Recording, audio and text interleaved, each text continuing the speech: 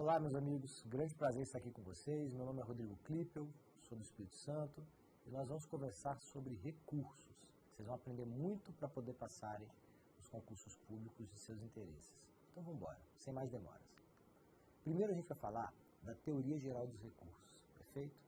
Para a gente começar com a teoria geral dos recursos, preste atenção no seguinte. Vamos lá. Quando a gente começa a pensar em recursos, quando a gente começa a pensar em impugnação das decisões judiciais, a gente tem que ter em mente o seguinte.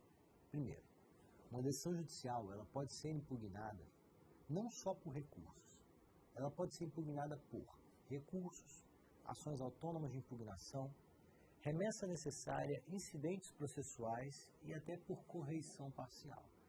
Então a gente já parte de uma premissa distinta daquela que geralmente se tem no primeiro momento, de que só recursos impugnam decisões judiciais.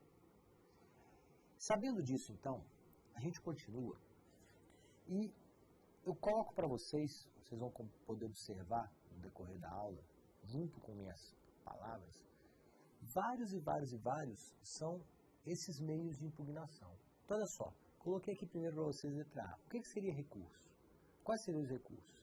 Apelação, recurso nominado nos juizados especiais cíveis, vários agravos, vários tipos de agravo, embargos infringentes, embargos de divergência, embargos de declaração, recurso ordinário constitucional, recurso especial, recurso extraordinário. Todos esses são o quê?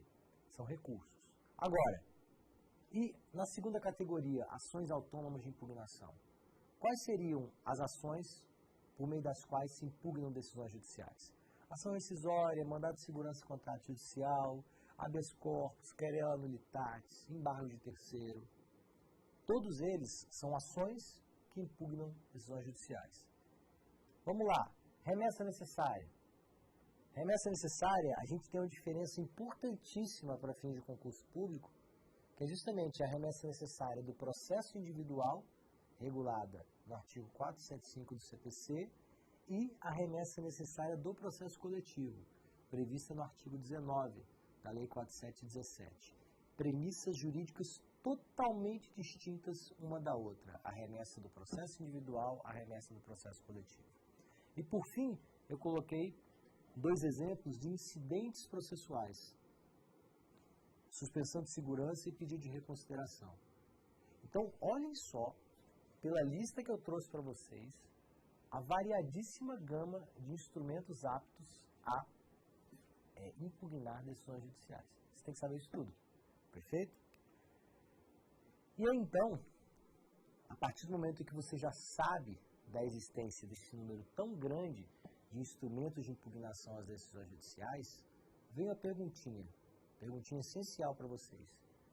O que é que distingue o recurso ou os recursos desses demais meios de impugnação às decisões judiciais?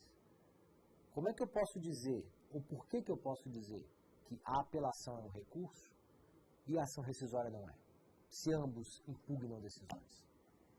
Aqui a resposta já vem para vocês imediatamente. Preste atenção.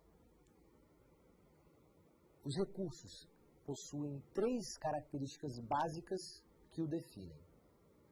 Todos os demais meios impugnativos às decisões judiciais, pelo menos uma dessas características não terão.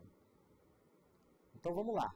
Se você é recurso, você tem três características que a gente estuda logo à frente. E se você não tiver pelo menos uma delas, é porque recurso você não é. A remessa necessária não tem uma das três características que o recurso possui. As ações autônomas de impugnação também. Um incidente processual como a suspensão de segurança também. Perfeito? Então essa é a tônica. Vamos embora.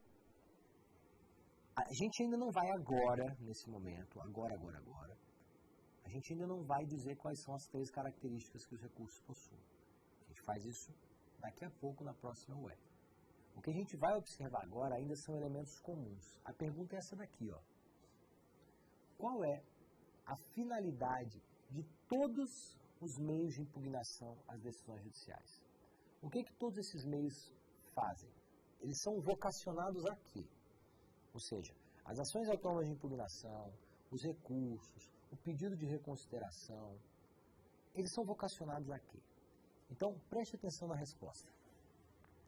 salvo um, dentre todos aqueles meios que eu expus para vocês, salvo um deles, que é a suspensão de segurança, cuja finalidade é específica de impedir que uma decisão judicial surta efeito. Então, olha só, tirando a suspensão de segurança, que tem uma finalidade só e exclusiva, qual é? Impedir que uma decisão judicial surta efeitos. Todos os demais meios de impugnação às decisões judiciais, eles visam a corrigir os seguintes tipos de erro. O chamado erro improcedendo, ou vício de atividade, e o erro injudicando, ou vício de juízo, ou de julgamento, ou ainda injustiça. Então vamos embora. O que a gente vai fazer agora? Eu vou mostrar para vocês a definição do que é erro improcedendo, ou vício de atividade, e depois o que é erro injudicando, ou vício de juízo, ou simplesmente injustiça. Olha o conceitinho para a gente aqui. Ó. Erro improcedendo ou vício de atividade. Incorreto emprego ou omissão na aplicação de normas processuais que garantem a segurança do exercício da função jurisdicional. Preste atenção no seguinte. Quando um processo é instaurado, ele é instaurado para que uma certa tutela, ou seja, uma proteção jurisdicional, seja deferida ou não a quem a requereu. Então, eu ajuizo uma demanda com a finalidade quase onipresente de quê? De obter uma proteção de direito material. Ok? Para obter um bem da vida. Agora, para que o desenvolvimento da atividade processual, que visa garantir a tutela desse bem da vida, seja organizado, é preciso que normas de forma, normas que garantem as formalidades do processo sejam respeitadas. E toda vez que eu tenho uma regra de forma que foi desrespeitada, uma regra que garante as formalidades do processo, toda vez que eu a tenho desrespeitada, e esse desrespeito gera um prejuízo, eu tenho um erro improcedendo. E qual é a constatação da existência de um erro improcedendo? Ou seja, de um erro de forma mais um prejuízo? A existência ou a necessidade de você aplicar sanções de nulidade absoluta ou de nulidade relativa do ato processual. Ou seja, ato processual, você possui um defeito de forma. Esse defeito de forma acarretou um prejuízo. Então, eu vou sancionar você, ato processual, com uma pena de nulidade absoluta ou relativa. Pena essa que vai fazer com que este ato tenha seus efeitos suprimidos. Perfeito? Quais são alguns exemplos de erro improcedendo? Está aqui, ó. Não preenchimento de algum ou alguns dos requisitos de admissibilidade da ação, do processo e dos recursos, carência de ação, falta de pressuposto processual ou falta de requisito de admissibilidade recursal. Todas elas são erros improcedendo. Inexecução de preceitos processuais aplicáveis na fase instrutória do processo. O famoso cerceamento do direito de defesa. Excelência, eu preciso dessa prova pericial, ela é essencial para a gente averiguar um fato discutido na causa. Não, para mim não é. O senhor errou. O senhor está aplicando a regra de forma indevidamente ao indeferir essa perícia. Ou ainda, inexecução de preceitos processuais aplicáveis à fase decisória do processo. Excelência, pelo amor de Deus, o senhor tinha que ter julgado esse pedido, o senhor esqueceu de julgar esse pedido. Ou seja, o senhor não aplicou uma regra processual que determina que a sentença seja paralela aos pedidos, à demanda. Artigo 128, artigo 460 do CPC. Perfeito? Agora, e o erro injudicando, o que é? Se o erro improcedendo é isso. É justamente uma aplicação indevida ou uma omissão em aplicar-se uma regra de forma. O que é o erro injudicando? Ou vício de juízo ou de julgamento? Meus amigos, é justamente o julgamento injusto do pedido. Perfeito? E perceba, do pedido expresso ou até mesmo do pedido implícito. Correto?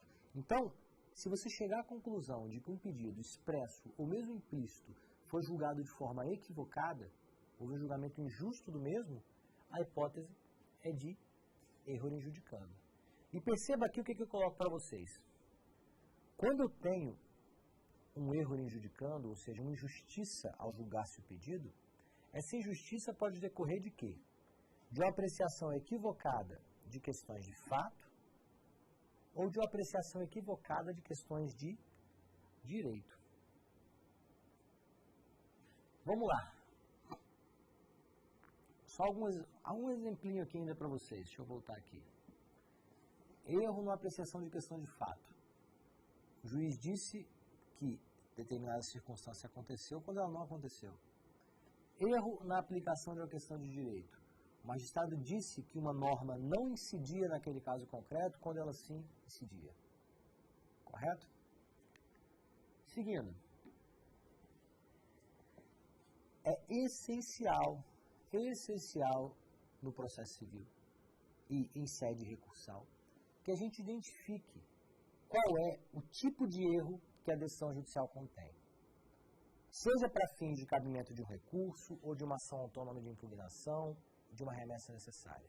É essencial você saber olhar para a decisão e observar, olha, ela contém um erro em procedendo ou ela sofre os efeitos negativos de um erro em procedendo pretérito ou ela possui um erro em judicando. O tipo de erro é essencial. Por quê? A identificação da espécie de erro acarreta como efeitos a delimitação do pedido que deve ser deduzido em juízo. Se o erro é improcedendo, o pedido que você deduz no recurso, ou na ação autônoma de impugnação, ou no incidente impugnativo que seja, é um. Se o erro é injudicando, o pedido que se deduz é outro.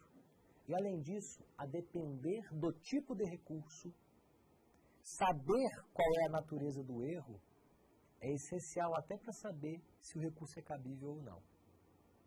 Só um exemplinho para vocês. Vocês acham que embargos de declaração pode atacar erro injudicando? Não. Como a gente vai ver depois, ele só ataca erros procedendo. Então, você vai ter que saber identificar efetivamente. Isso é sempre cobrado em questões de concurso público. Questões de concurso público vão ser feitas, formuladas da seguinte maneira. Vão te dar um casinho e você vai ter que, diante da análise daquele casinho, dizer se a hipótese é de erro procedendo ou de erro judicando. Quer ver? Vamos lá provar que eu não estou mentindo para vocês. Selecionei um dentre vários e vários casos. Olha a questão de concurso aqui. Quando vocês me veem olhando para o lado, eu estou dando uma analisada no slide. Quanto ao indeferimento da inicial e acumulação de pedidos, julgue os itens a seguir. Não haverá erro em procedendo se o juiz examinar o pedido sucessivo sem ter examinado o principal. Está errado. Percebam, quando eu tenho pedidos sucessivos, nos termos do 289 do CPC, eu tenho uma ordem processual definida pelo autor. O primeiro pedido é aquele que eu considero mais importante, é a tutela que eu quero principalmente, e o segundo pedido é uma tutela alternativa, somente diante da impossibilidade do primeiro. Então, uma regra processual delimita uma ordem de preferências. Se o juiz analisa o segundo pedido, sem ter analisado o primeiro, ele desrespeitou uma regra processual, que justamente garantia uma prioridade da análise de um em face do outro. Então, há erro em procedendo nesse caso. Grande abraço, meus amigos.